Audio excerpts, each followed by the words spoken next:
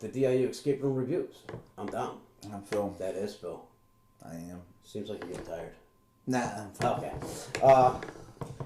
Just thinking about the new room. Oh, yeah, the new place that's opening up in East Haven. You'll see that Soon, hopefully. 2 episodes before we talked about it. We're going to dive into our Florida trip again. Escape Thrill in Clearwater, Florida. Cool place. Probably my favorite place in Florida. I would definitely agree with that trip. Actually, overall, honestly, probably our best experience. My favorite place. Good cannolis. Good cannolis next door for him. Yeah. Good meatball grinder. You had what? Eggplant grinder? Eggplant was good. It was good. Got the pork store. It is Felicia's Pork Store. Stop at the pork store. Yes. Grab yourself a sandwich or cannoli. If you like my meatballs, check out the sauce. Exactly. So again, the owner, it's owner operated. Everything designed by owner operator and employees. And the employees and the owner were extremely enthusiastic. Really cool people. Hung out with them between games. Hung out with them after the games. Reminded us of. Actually, we did this place before we did Trapped here in Stamford, Connecticut. Again, both right there. Wanting to talk all about our experiences, their experiences, very accommodating, whatnot. It was overall a great experience in Escape Thrill. They also have mobile or off-site games that they do for corporate functions and whatnot. Again, the game master for our first 2 rooms, I forget his name. I kind of want to call him Kevin, but... I kind of want to say Edwin. No, it's not Edwin. I know it's not Edwin. I mean, we should have contacted him before that. I want to say Kevin, but... Could be. Great guy. So probably one of the most enthusiastic employees we've ever met. Yeah. Honestly. Most of the games, most of the escape companies that we've done, most of them are owner operated, and most of them are the owner telling us the stories, talking with them. This was one of the first ones that we've seen the employee being just as enthusiastic, if not more, than the owner. Yep. Not only was he a great game master, like he was. Yes. He was very good. But he just wanted to hang out.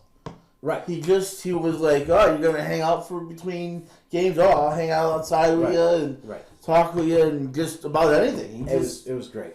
Friendliest guy, real good guy. Really nice guy. We did all 4 rooms there. We beat all 4 rooms. And not that we tried to, but we got on 3 leaderboards for the month. Not too bad. Not too shabby. And we did all 4 rooms in 2 days.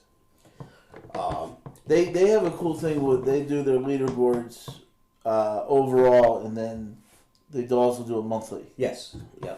Which is a cool way to do it. Yes. Especially in a place where Florida, you get a lot of tourist attractions. Yeah, you get a lot of people that are never coming back because they're just in the area for a week. Yep. And so you could see how you did monthly. Yeah. And weekly. Yeah. And this, that. Yep. And then overall. Yeah.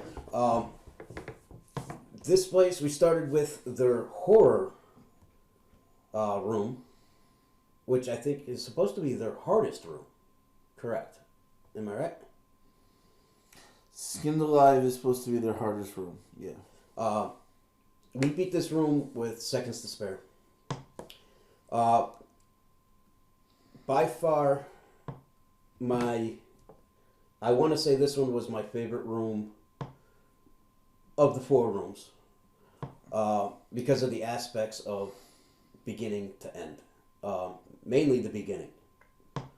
I don't want to spoil it. I really don't. But it's the first time, and I say this on every video, but this one was truly the first time this has ever happened to us. We've been looking forward to finding something that a was room very that close to this, that does something to this. because we've heard about it since the beginning of our escape room careers or hobbies or whatever. It was a very cool opening. Immersiveness to it, the whole nine. It was very. It was. I don't want to say scary. It was more offsetting a little bit. Yes. Kind of rattled you to start the game. You just didn't know what to expect. Yeah. And it was great. It was great.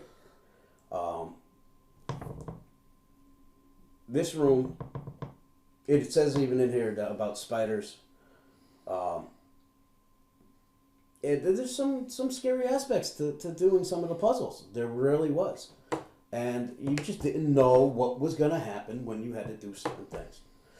I think we would have beaten the room quicker had we both listened and read the directions correctly.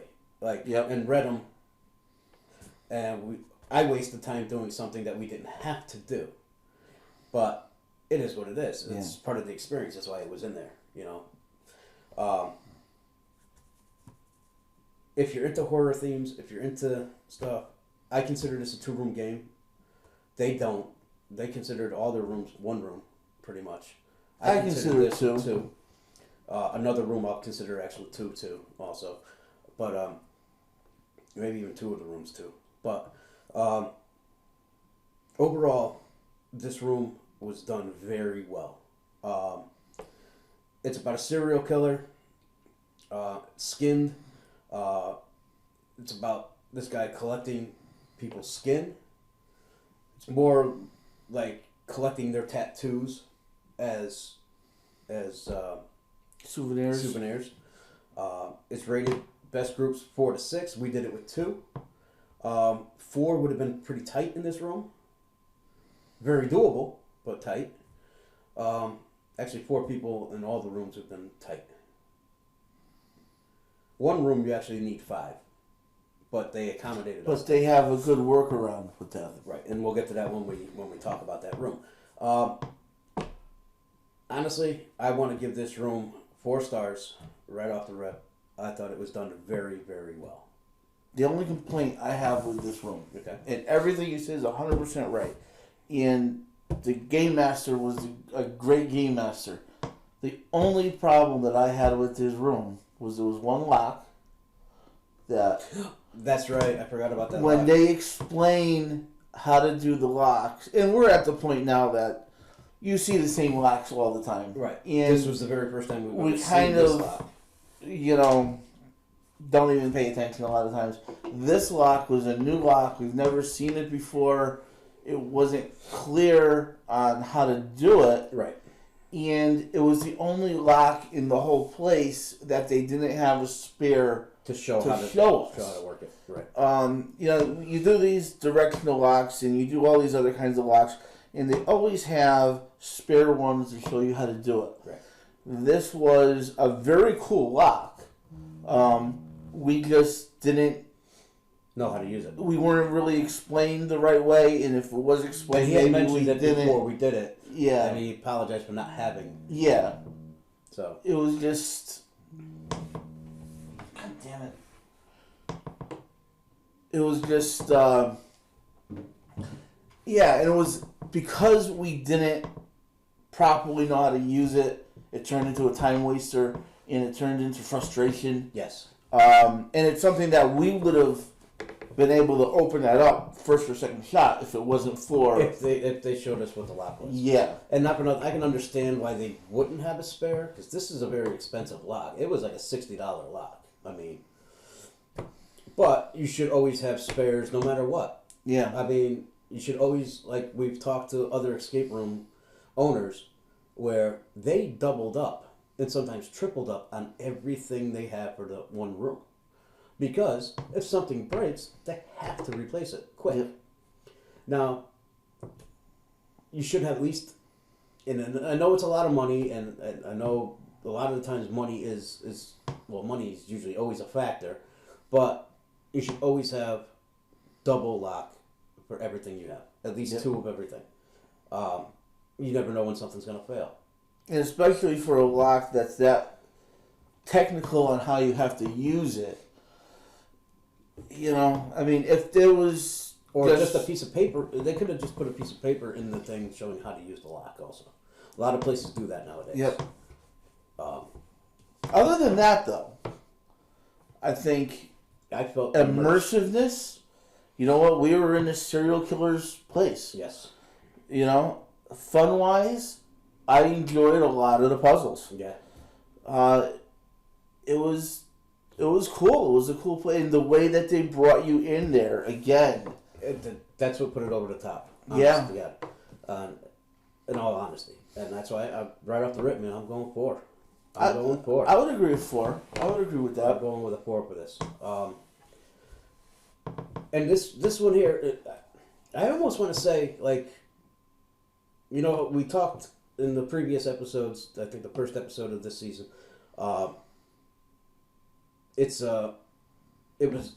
there was leaps to find out the answers and where the answers actually went. Florida was not like that. No. At all. I'm starting to believe that really it's Rhode Island and possibly Massachusetts are like that. Yeah, it seems to be a regional thing. So, but Connecticut, I felt, and Florida are pretty well almost the same things. Fairly, yeah. I would say so. There's no real leaps to find out where this answer actually goes to. But aside from that, so we got 4s on Skinned Alive. The next one we did was the Wild West, and I believe this one was your favorite room out of the place. So, it's all about Wild Bill Hickok. You got to find a bunch of stuff. This room was probably my favorite Wild West room. Not my favorite room at Escape Thrill, but my favorite Wild West room that we've done. And we've done quite a few. It's my second favorite one. Well, yes, I know. Gold Rush will always be... Gold Rush will always whatever be... That is, yeah. Yeah. But I think that it was built to look right. Yep. I think that history-wise... It was there. It was there. Yep. I think it was fun. I think it was a solid room. Right. It definitely was. It did have a different type of delivery system. Yes, it did. That they are incorporating into their rooms. Right. Which is good for them, thinking outside the box, doing something different. I don't care for that delivery system, the way that you have to use it. I don't care for it either. I think it would be a great system if you could use it differently. Right. I agree. Because it's more of a time waster than it is really helping you. If we had... I'll tell you what, if you had 5 people... It'd be a different story. And you had one person to man that system... Different story. It's a different story. With 2 people, and especially people that don't take a lot of hints, that when you need one, it's very time-consuming to get to that point. Exactly. But as far as the construction of the room goes, the feel of the room, the solidness of the room, and there were some pretty cool puzzles in there. There were. And I want to see my favorite one, but this would be too much of a spoiler.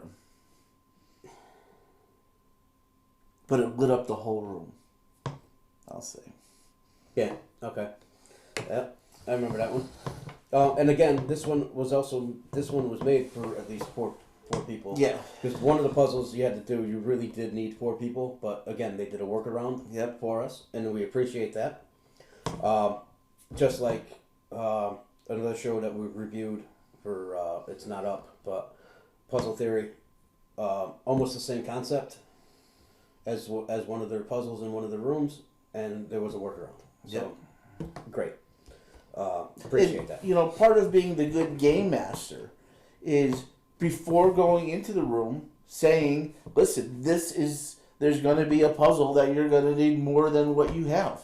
Right. And if you want to attempt it, go right ahead. If not, I'll be right there. Yeah. And, we'll work right around it. Yep. And we worked right around it. Yep. So, kudos. Third room, second day. We did the toy room. Oh, we didn't rate it. Sorry. I'm at 4. I'm at, yeah, I'll go 4. I'll go 4. All right. Second day. Toy room. Toy room. My least favorite here, I would say. I agree. Again, this is best groups 2 to 6, maximum 4 adults. It's not your children. It's not a children's room. Children can do it. It's adolescents can do it. Yeah. But I mean, I thought a lot of the things in this room were innovative. There were a couple puzzles in this room that, as many as we've done, I still had to think about how to accomplish it, to solve the puzzle. Right. And the way I was actually going about it was actually wrong. Yep. And there was, so yeah, it is. I think doing this room and having a kid with you would be a bonus. Yep. Because they're used to dealing with these toys more than we're used to at this point in our lives. Right. And you gotta have favorites, and this one just wasn't right. Yeah, and I agree with you. Especially pretty much the last puzzle we had to do in order to escape. I thought was very innovative. Yep. But again, it's built for more than 2 people. Mm-hmm. Even though it says 2 people can do the room. And honestly, this room, a lot had to do with color. A lot with color. In this last puzzle, if I was not colorblind, I could have been a lot more helpful. Right. And you were, to take it up, to do what you had to do and I had to do, whatever. And it was. But for some reason, something happened, whatever it was, we pretty much got what we needed. The Game Master confirmed it. And this day, the Game Master was actually the owner. Yep. And another great person. Great person. Very, very enthusiastic. Very proud of her rooms. And what she should be. Not cocky whatsoever. No. Not cocky whatsoever. Took criticism. Gave us criticism. Yeah. We had great conversations with her. Again, the room, the idea itself is really cool and really innovative because we haven't seen anything like this again. I say this on almost every single video, but it's the truth. Especially the ending of it. The ending of it was very, very well done. Yeah. Because you didn't know it was the end. Right. Which was cool. You'll see our pictures on our website, DIUERR.webs.com. It was done very well, we just didn't like it that much. Because again, a few things here and there that we talked about, the color in it, the colors, because you are colorblind, I'm not. And this room had everything to do with color. I'm sorry if it's a spoiler, I apologize, but I mean, it just shows it right in their picture that, I mean, again, it's toys. Toys are colorful. Yeah. Toys, it is what it is. When you opened it up, it was a kid's toy room. It really was. It was a kid's playroom. Right. Exactly. And I think, again, it's rated for more than 2 people. I think that if we did it with a kid with us, right. I think having that different mindset and that different skill set that a kid would have, I think would have benefited in this room. It would have. And it's nice to see a room built where a family could go in and do it. Right. No, I agree. You're not going to bring your kid into Skinned Alive. No, but and if you are, you're probably not the best parent. Well, it depends. Well, hey, if your kids are still with us, we take them. Well, okay. They're older, I know, but as long as your kids are not youngsters, are not afraid of horror films and stuff. But all in all, I mean, it was a solid room. It really was. And again, like I said, it's the first of its kind that I've seen. Very innovative. I'm going to give it a 3. I'm also going to give it a 3. Very well done. But just not really our cup of tea. But it's a solid room. Everything did make sense. Everything flowed pretty well. Yep. Immersiveness to the roof. It was great. Smaller room. Smaller room.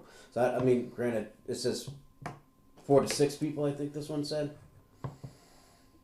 Or 2 to 6 people. 4 people would have been very tight in that room. But it would have worked. I'm thinking 2 and a kid. Or 2 and 2 kids. I don't know. Anyway, straight across the board. Let's go on to our last room, which is the first time we've ever done anything like this. It's called Diamond Heist. This room is rated for 5 to 8 people. The room is built for 5 people at least. What's great about them is that they can modify it to accommodate 2 people, Yes. 3 people, 4 people. Though, you still have to open Gotta do everything. all the same work. All the same work. It's just modified for 2 people, and we appreciate you doing this. So, talk to these guys. If you guys want to do this room, talk to them, tell them, listen, you have X amount of rooms under your belt, they will accommodate you. Yep. And we appreciate that so much.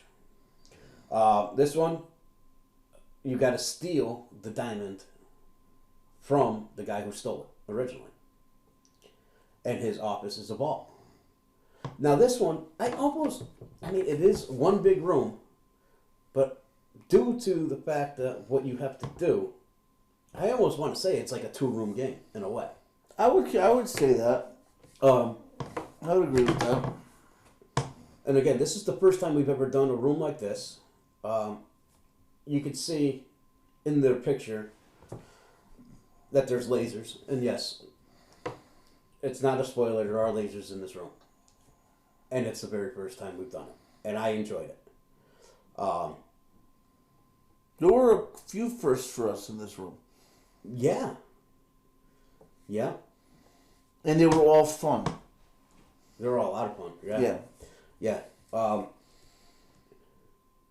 don't really want to go too much spoiler-wise, but again, it had the same delivery system as Toy Room and Wild West. Yep. We did not use. Oh no, I think we tried to use. We tried to use it, try to keep track with it. Then it just got out of hand, and it was just. Yeah. It was more wasting time than anything else. So we went through this and we did it. We beat this room again. Again, we beat all 4 rooms. I think for me, this room had an incredible wow factor walking in the door. Yes. Yes. One of the, we say a lot of things have a nice wow factor. This was different. It was unexpected. Yep. You know, like when you do a medieval room, it's a medieval room. You do a serial killer room. This one just had an unexpected wow factor that I appreciated. And without giving spoilers, I will say something that I hate in rooms is paperwork. And there was paperwork in this room, but it wasn't bad. It wasn't fine print. Right. Paperwork. It was something that it was doable. It was everything. Yeah. Something that you had to think about a little bit, but it wasn't really hard, and it was good. It was fun. And what you had to do to get that diamond out, top notch. Top notch. Very top notch. I agree with everything you said.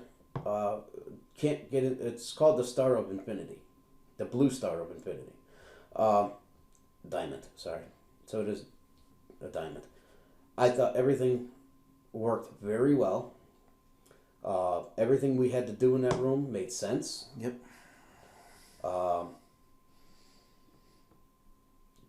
No time wasting, really, unless you did it yourself. Really. Yep. You're the only one that would cause a time waster. It's kind of deceiving how much you really have to do in the room. Right. When you first walk in, it looks like there's not a lot to do. Right. And then it's almost like a Russian doll of sorts. Yeah. Where, oh my God, here is everything. Oh my God, here it is. I went on this kind of roller coaster of walking through the room and being wowed. And then once I got past that wow, I looked around and says, oh, well, there's really not that much to it. But then once you got into it, that was it. You're like, wow, there really is, yeah, a lot of stuff you have to do. Very well put together. Very well put together. And not another. In all these rooms too. No monitors, no timers, no anything. So all in all, I found this room to be very, very good. Like you said, especially where it's like, okay, what do you do? Where is everything? Like, it just, and then out of nowhere, boom, everything started coming. Yep. I'm going to give this room a solid 4. I was thinking the exact same thing. It was very well done. And you even made it through the things that we didn't think you could make it through. That boy can move. He could move. And you didn't have to get naked. Didn't have to get naked. And we've heard from the owner herself that people have taken their clothes off in order to do this room. Yes. You don't have to take your clothes off to do this room. Just don't wear. They don't want you to take your clothes off. Right, they don't want you.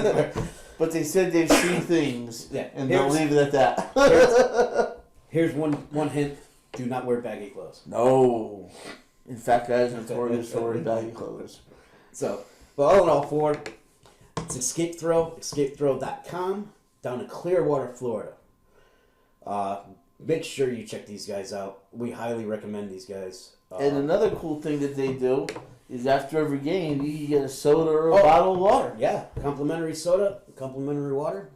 Which was, you know what? It's something that it's not a $1 million giveaway. It's how much is a little can of soda, a little bottle of water? But it's a really nice thing to get. Actually, you know what though? Also, we talked about Masterpiece a while back, and how there was always one lock, one box, whatever, that had nothing to do with the room, but gave you a surprise. Yep. Toy Room also gave you surprises. Well, surprises throughout the room. Yep.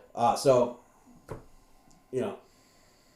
that's very, very cool. Yep. They do have a 5th room getting ready to open called the 6th Wave. It's all new gen, I guess, or 5th gen, or whatever it's called nowadays. I guess it's going to be all magnetic locks, and that's it. I think it was supposed to be like artificial intelligence. Oh, that's right, yes. So they're still working on that. It's supposed to be a very complicated code that they're working on for it. Yeah. It's a self-teaching computer system, have birthed an intelligence that lives undetected beneath the surface of our society. So, yeah, AI. So hopefully when we make it back down to Florida again, hopefully this room will be open. I'd love to go back and check them out. I would definitely love to do that. Just to do the room, just to see what they're up to. Very good people. Get a cannoli and a sandwich next door. Finally figure out what the guy's real name is. So hopefully I'm right. We'll see. But again, Escape Thrill, escapethrill.com. If you want us to review any rooms, check out your rooms, beta test your rooms, let us know. Send us an email. DIU Escape Room Review, singular, at gmail.com. Everything else is plural. Right. Check us out on Facebook. Check us out on Twitter. Check our new website out, DIUERR.webs.com. If you don't know what DIUERR stands for, it's DIU Escape Room Reviews. I just didn't want a big, long version website name. Tried to keep it as short as possible. So, check us all out. Thanks for watching. I'm Don. I'm Phil. That is Phil. See you when we see you. Peace.